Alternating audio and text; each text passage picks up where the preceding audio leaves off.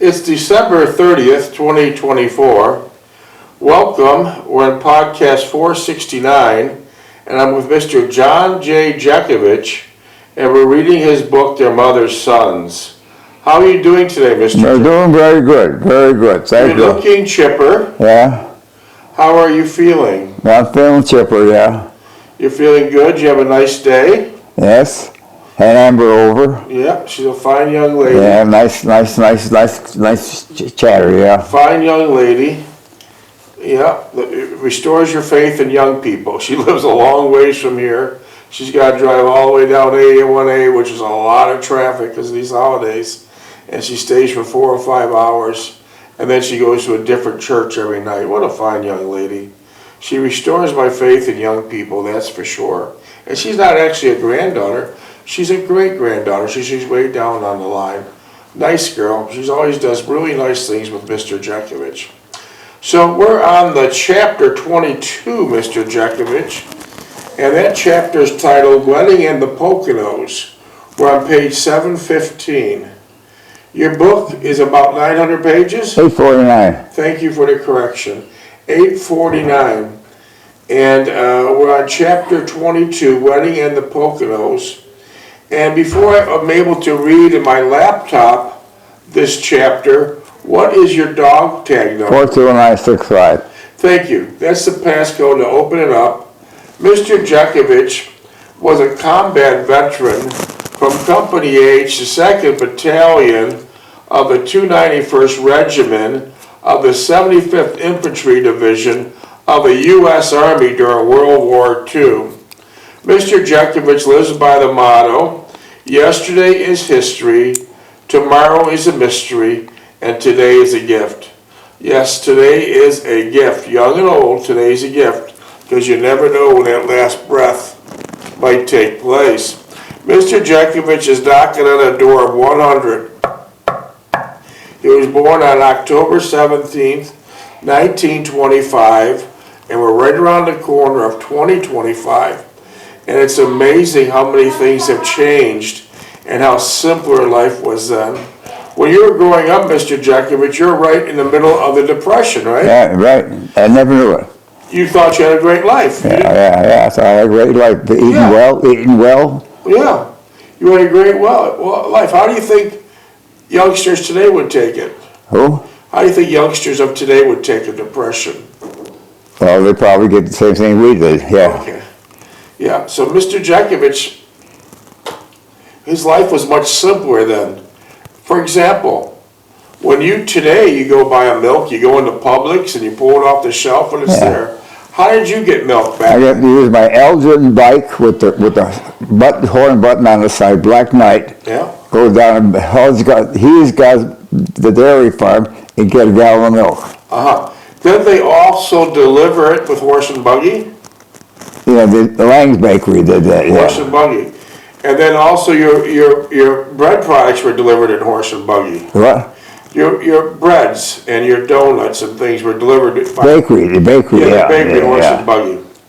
So that is very interesting. No, we had the bakery on 3rd Street. That was the bakery before it turned it over to something else. And did you go to a bakery in Buffalo called Brzezinski? Brzezinski's for rolls, yeah. That was Delphine's hideout. And Niagara Falls back then was a city, population well over 50,000. They had the great natural resource of the falls, and that was named and termed as a honeymoon capital of the world. Yeah. Now how is Niagara Falls? Dumb slums. Would you ever want to move back to your old house? No. It's all deteriorated, all shut.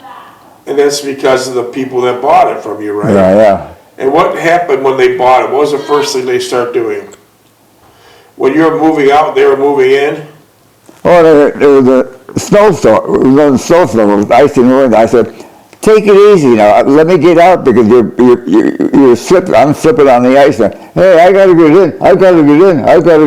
And down in the basement, all this butts on the floor. And no one ever smoked in that basement? No, never ever smoked in that damn basement. So let me try to understand. You sold the house, and they knew you had a moving truck. I didn't sell how Delphine sold out. Delphine sold out. Your wife How'd your wife find the buyer? She went to the grocery store. No, she went to the bakery, and she's talking, and some guy said, I'm looking for a house to buy, a clean-cut house, and I can't find one. Delphi said, well, I've got a good house for sale. And she sold him for $36,000. Yeah, and then he was in such a hurry to get in. He was in your way when you're trying to move out. I had a big tractor trailer outside. I couldn't get in there because I said, why don't you wait till I get the thing out? And then Brigade started yakking about the telephone line. She said, John, they broke my telephone line. So it was complete chaos when you're moving. Yeah, well, normal blowing when you move it out like that, yeah. So they were moving in and you're moving out, you're rubbing shoulders with each other, but finally you got out, and you tell me that being you grew up at that house at 3063 Orleans Avenue, you would never want to move back in it. No, not after they got in. No, they made a mess out of it. And then also back then, the city, Niagara Falls, New York was considered a city, but now they've lost so much population to mismanagement, it's now termed as a village. Yeah. Because they have less than 10,000 population yet. However, if you throw a stone and you cross the bridge, you're in Canada, and that property's like Disneyland. It is immaculate. It's beautiful over there. It is beautiful, absolutely beautiful. They share the same natural resource of the Niagara Falls, but they really did a great job in keeping the Canadian side beautiful and keeping the tourists coming in. They have 3 beautiful towers, which they have dining on the top. They have 5-star hotels, and even on Clifton Hill, they still have a great assortment of souvenir shops. Yeah. You think you could find a souvenir shop in the New York side? No. Along the falls you would, yeah. You might find one. They're all honky-tonk though. Yeah. So that's the difference of how government could run something in the ground or make it better. It's just the way it is. Unfortunately, in the many years in the United States, we've had really a lot of bad government, and they've been running everything into the ground. Here and there. Well, we had the mafia in Niagara Falls. Yeah, that's true. And they pretty much scammed off the top of the funds and left everyone hanging. Yeah. They left everyone hanging. Wow. So when you were living in Niagara Falls, as a boy, you delivered newspapers. Yeah, I delivered Gina Glasinski. I had 150 papers delivered every day on my black night bike. And that was all Polish. All Polish Gina Glasinski's, yeah. So Niagara Falls was basically divided between Polish and Italians. Yeah, Polish on Italians on Forest Avenue and Polish on Buchanan Avenue. I think the Italian population have overtaken the Polish because I noticed most recently around the Mount Carmel Catholic Church, they renamed that whole section Little Italy. Yeah. Little Italy. Yeah. That's Forest Avenue. Yeah. They renamed the Italian section as Little Italy. Yeah. And so you did your paper out. You worked for Croisdale's. What was Croisdale's? Croisdale was a sheet metal outfit. He installed, he made and then installed, he installed air conditioning stuff in there. Mostly for the plants, right? For the plants, yeah. So you were inside at one time working for Croisdale's about every factory in the Niagara Falls, Buffalo. In Buffalo, yeah. So you could pick in your mind which ones were the clean ones, which ones were the dirty ones. Oh, yeah. One had a mask. And then And then when you got out of the Army, you knew which one you wanted to apply at, so you worked in a real dirty factory. So then you worked at Croisdale's, and then you got drafted into World War II. And then once you got drafted on World War II, 4 years later you came out, and you started working at Kimberly-Clark. Yeah, I said I'm not going to work at Croisdale, but it was the job. I went to Kimberly-Clark. Yeah. Stayed there, 35 years? At Kimberly-Clark. No pension or nothing. Well, we'll talk about that in a second. So you basically, when you worked at Croysdale, you were a young boy still, and didn't you fall off the second story roof? Yeah, I fell off the self in the winter time, putting hooks on in the roof to keep the ice from breaking the ice up before it fell over some people down below. And I slid off the roof, and what's the name of that old guy, that sheet metal guy, was welding, soldering gutters on, and I went over his head and said, Jesus Christ, what are you playing on? Get off your ass in the snow and get up there on that roof again. Yeah. How different times are now. So you're on the second story cleaning off icicles, and there's plenty of snow on the ground. You slipped on the ice on the roof, and you went straight down like a lead balloon, but you went into this 3 or 4 feet of snow, so it kind of cushioned your blow. Yeah. And he said to you exactly what? He said, quit your screwing around, get that back on the job. He says, we're not paying you for jumping around. Could you imagine if that happened today? Oh, brother, how different things would be. How different things would be. So your Uncle Andy worked at Croysdale. He taught you a lot of good stuff. Yeah, he was a smart guy. He run Croysdale.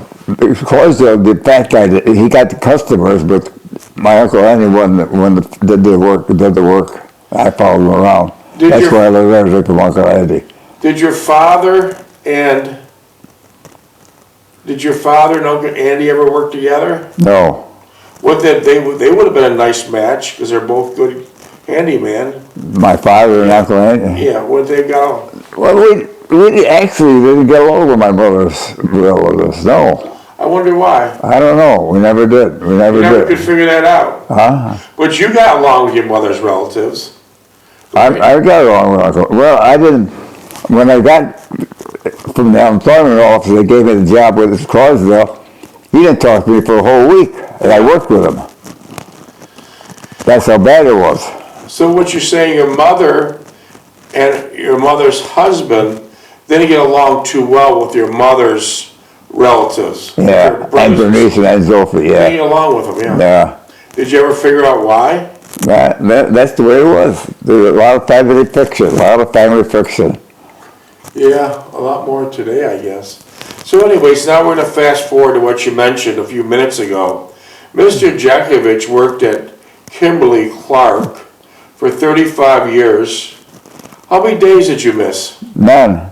Mr. Jeckovich never missed a day of work in 35 years.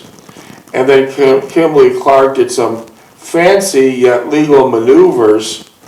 They would transfer the assets of the corporation over to Canada, and then later they would file bankruptcy. So as a result, they screwed every one of these World War II veterans with 30 to 35 years devotion to Kimberly-Clark and cheated them totally out of their pension. Is that correct? Yeah, that's right. They cheated them out of their pension. And so, to this date, I always told my staff at my properties, never, ever buy any Kimberly-Clark product. And what kind of Kimberly-Clark products would they have? Well, they had two different mills. I worked at a mill that made the paper. Newspapers and magazines, you could print on both sides of the paper. Before you couldn't do it. If you printed on one side, it would blot on the other side of the store writing. But then they maneuvered, they discovered that they could make paper. They were print on both sides, not blots. But what other type of products, like Kotexes, toilet paper, paper towels, napkins? The magazines. Take at all the magazines. But a lot of hygiene products, correct? Well, that was the other. That was the other mill. Yeah, that was the other mill. Yeah, Kotex and Kleenex. Yeah. Kleenex, toilet paper. Yeah. So that's a shame on Kimberly-Clark. There's a lot more to this story, but we don't need to speak about that now. So I've instructed my staff from coast to coast over years never to buy Kimberly-Clark products. Sometimes a mistake is made, and I find out. The person is not fired by no means, but we simply go there and remove the product and throw it in the trash. Or sometimes, if I'm nearby and I'm in a feisty mood, we'll take the Kimberly-Clark toilet paper and paper towels and Well, they made a good product. Yeah, but how they treated you, we never buy that product or use it. How they treated the employees, you mean? Yeah, that's right. And so Yeah. that tells you that's a bad company. Yeah. So shame on Kimberly-Clark. So anyways, that's part of that. But then as you got out of the war, you worked at Kimberly-Clark, but then you did a lot of other things. What else did you do for a living? Well, I started a duplex dry and wash. And what was that? That was a laundromat, unattended laundry And what was the location? on 2nd and Niagara. What was the exact address? 202 Niagara Street, And right across from the fire hall. yeah. And you could, at night when you went there to collect the money, you could hear the roar of the falls. Yeah. You could throw a stone and hit the falls from where Yeah, you're at, yeah. right? And tell us about what got you started with that, and how was, say for example, the people you worked with, like the plumbers, the landlord, and things like that. The landlord was a pain, the look was a pain in the ass. He was always looking for more money. And then he said, when I put the wash machines in, I had to put it on a pad on one of them elevators, so I have to put a pump in there. And he says, you put iron beams in the basement, I'm going to charge you different, but I was going to make that a restaurant downstairs. I was going to make that a restaurant. I could barely get around in the damn place. That was Luca. That's who I put up with. DeLuca, didn't he wear his religion on his sleeve? Huh? Didn't he tell you he was a highly religious person? Oh yeah, he thought he was a great patriot. But wasn't he a preacher though? Huh? A preacher? No. But when you used a foul language, what did he tell you? I only said, damn. He said, please don't use language in front of me. He says, I don't like it. And he's screwing everybody. But I think he purported himself at one time being a preacher of some type. Huh? I think he purported himself one time being a preacher of some type. I don't know. No. Well, so remember, if you're listening to this, go by my rule. I don't rent anywhere, it's commercial or residential, to my 3 Ps. My 3 Ps I don't rent to are pimps, preachers, and prostitutes. Anytime you rent to those people, and sometimes truck drivers, you'll be screwed. Yeah. You'll be chasing them for the rent every single month. So the 3 Ps has been my idea of doing business for the last 30 years. I don't rent to those 3 Ps or truck drivers, because every time I get screwed, just the way it is and just the way it's going to continue to be. So you open up Duplex Giant Wash. At the same time, you're employed by Kimberly-Clark. Yeah. How did you get to Kimberly-Clark? I walked. Never drove there. You never drove there in 35 years? Well, it took a 25-minute walk. What would you do during a snowstorm? Well, I put my snow pants on. No, I put my regular pants on, put boots on or something to go to work. And what would you do during a heavy rainstorm they have in Niagara Falls? Have her get an umbrella. So you mean to tell me in 35 years, number one, you never missed a day. No. And Never number late, two, never late. You walked there and never late. God, I've prayed to God that I could just find an employee to show up on time. I love to find an employee to show up on time. There's an epidemic today that no one shows up or don't show up on time. Yeah, they don't show up today, no. They don't show up. You know, I try to teach my employees, you can't always be right. You can't always be right, but you can always be on time. Yeah. You can't always be on time, but none of them follow that rule. 5 years ago they did, but I can't get any of these guys to show up on time. Yeah, or come in at all. Come in at all. Or, you know, every time you turn around, someone's suing an employee for one various reason or another. It's just the way it is. Just the way that is. So, Kimberly-Clark screwed over all the World War II vets. We don't use your products. We throw out their products if they accidentally get caught in their buildings. And if we're in a real feisty mood and we find a product is in one of our businesses, we'll take it to the back lot and we'll piss on it, rightfully so. They screwed every one of these World War II veterans, and they're still in business today. And of course, what they did at the time, and still in today's time, it was legal, but it wasn't honest. It wasn't honest. A lot of things you could do today that are illegal, but they're not honest. And that's one of the examples. So now we covered duplex giant wash. Did your wife Delphine Stulak Jeckovich help you there? No, she wouldn't clean the dishes. She wouldn't clean the little cups on top of the washer that got full of soap and wet and that. She wouldn't clean them up. But she checked on your property. Well, well, at that time, I could leave at 9 o'clock that night, and I said she would go down there and sit there till 10 o'clock. You could do that then. You can't do that today. Why can't you do that today? Right, the different culture. They would stab you, or they'd rob you? Oh yeah, they rob you. They sit and pull your purse and everything else. Beat the shit out of you? I call her up. How you doing? She said, well, you got 5 customers in there. I'm talking to them. Well, she's a good relations person. And they're nice customers. Yeah. Tell us about your customers. Well, they were from Niagara Falls, Buffalo, and the smaller surrounding little towns around there. And they came a distance because they knew your laundromat was spotless. Spotless, yeah. Spotless. Yeah, and the guy down the street had one. He was a slob. He was and that's how Italian. Mr. Jeckovich lived his life, being everything spotless and in order. Spotless and in order.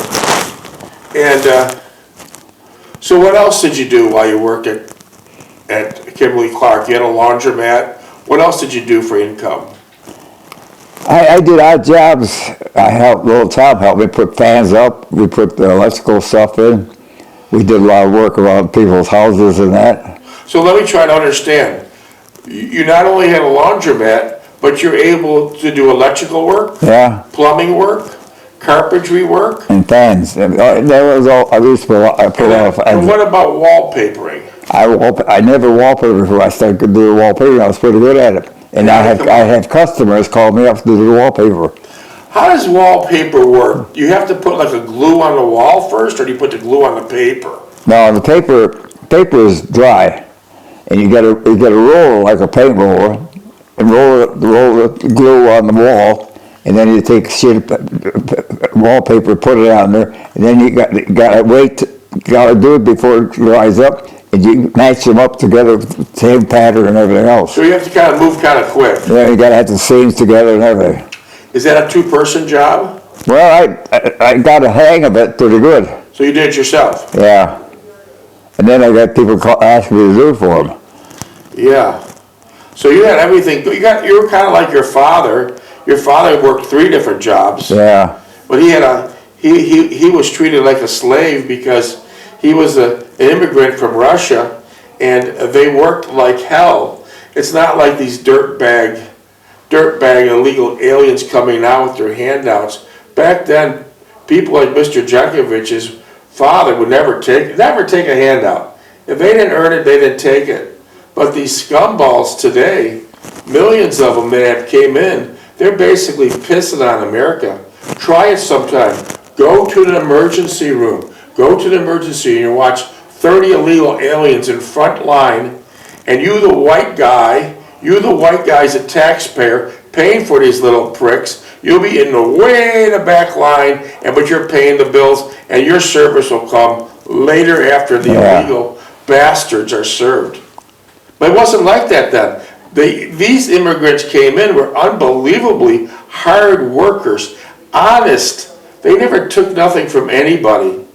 Zero. And so then they taught the generation like Mr. Jeckovich's to work hard too.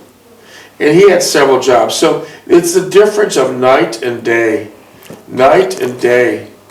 And however, the immigrants back then went through the process, went through the steps, went through Ellis Island, took a long time to become American citizens. And what did your father say? When we're at home, we don't speak Russian. We don't speak Russian, we talk America. We talk America. That's right. Brodsky was next door, and he had a bad Polish accent and everything because they talk Polish at home. Now these little pricks that came in today, the government, this stupid government, is supplying them with translators. Yeah.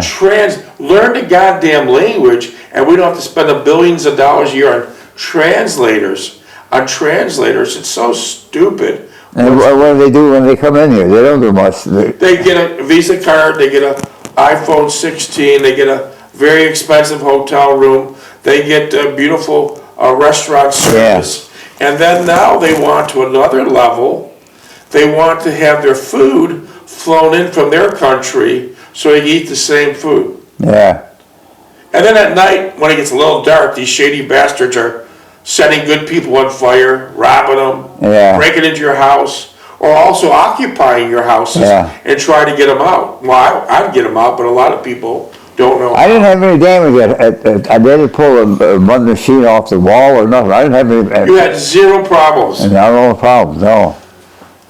Minute? More? So tell us about what other type of businesses you did while you were growing up with a family.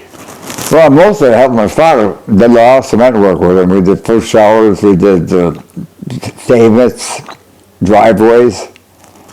Are you able, but how did you mix your cement? Huh? How did your father mix his cement? He mixed it by hand, then we got a cement, and then I talked to him, buy a cement mixer or rent it, so we got a cement mixer, put it in there, mix it up, it was just easy throwing it out. If anyone has ever laid a sidewalk, mixing cement by hand is unbelievably difficult. And that's how I had the heart attack. Yeah. 43 years old. Gone. All right, so you had another business. Didn't you have a snowplow business? Snowplow. Tell us how that went. Well, I had that international four-wheel drive, and I was snowplowing. I sold all through the homes. I sold all the hospitals, and I did around the houses. Oh, you did residential too? Yeah, when I got up at 5 o'clock in the morning, I pulled the truck out, backed the truck up in the carport. The plow was on it. I'd go out the alley, go all the way around our block, all the way, get to both sides. And then they desperately, I left a furrow on their door. I said, what am I going to do with it? Put it in my pocket?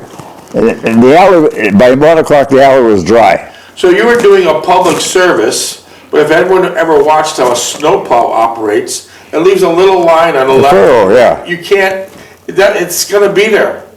It's going to be there. And you mean to tell me people, instead of thanking you, came out and bitched? They said, you left the snow right in my driveway and I got to shovel it out. I said, well, you got the damn driveway all clear. It's dry, completely dry by 11 o'clock.